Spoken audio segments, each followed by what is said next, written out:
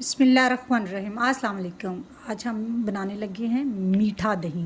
Market में अक्सर जाएं तो वो कहते हैं आपने मीठा दही लेना है या सादा दही। तो वो मीठा दही कैसे बनता है, मैंने 1 किलो दूध ले लिया है, उसको बॉयल कर लिया था और फिर ठंडा कर लिया है।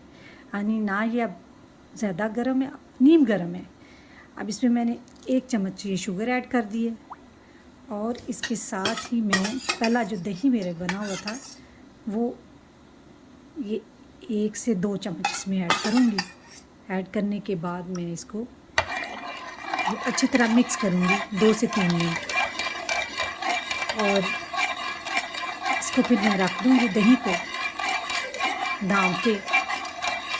6 से 7 घंटे इस दही को लगेंगे बनते हुए।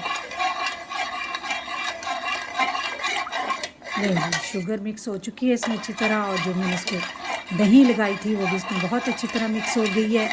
अब मैं इसको रख देती हूँ 6 से 7 घंटे बाद। फिर आपको इंशाल्लाह दिखाऊंगी कि ये किस तरह घर का दही बना हुआ होगा। बहुत मज़े का बनता है, मुझे तो बहुत मज़ा आता है अपने घर का ही दही मार्केट से लाने की बजाय।